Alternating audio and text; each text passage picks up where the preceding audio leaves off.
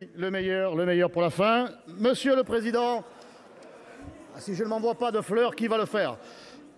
Oui, mais parmi les intervenants du Sénat.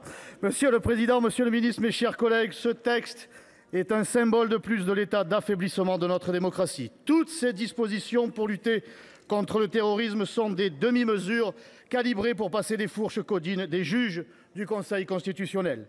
Ces mêmes juges qui ont censuré une loi similaire déjà en août 2020. Dans ces conditions, la démocratie représentative est bâillonnée et la menace terroriste prospère. Mais comment s'en étonner quand certains refusent encore de nommer le mal l'islamisme? L'islamisme endogène qui est cité dans ce rapport n'est que la conséquence de l'islamisme importé par 40 ans d'immigration massive.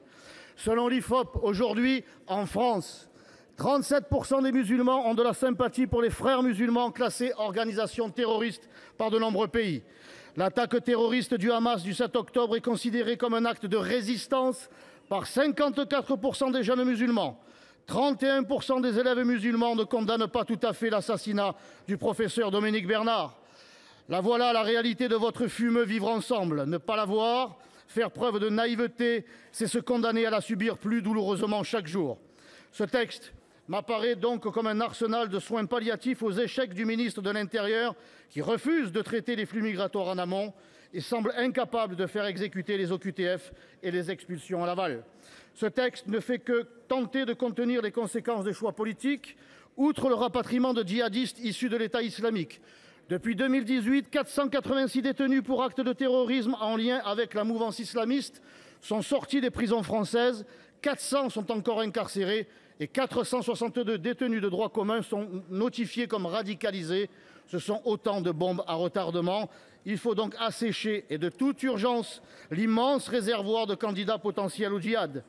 Mais quand je lis le juge constitutionnel exiger une nécessaire proportionnalité des mesures entre menaces et restrictions de liberté, dois-je lui rappeler que le principe de précaution face au Covid a entraîné l'enfermement de 66 millions de Français.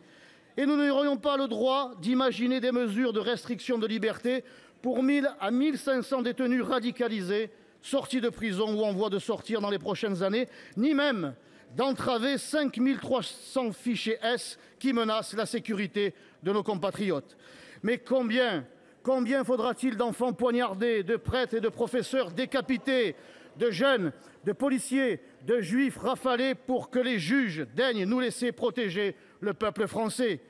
Au cours du procès des attentats islamistes de Trèbes et de Carcassonne, Nicole, la mère d'Arnaud Beltrame, a rapporté que son fils faisait passer la patrie avant tout, qu'il en avait marre du laxisme et qu'il fallait se bouger.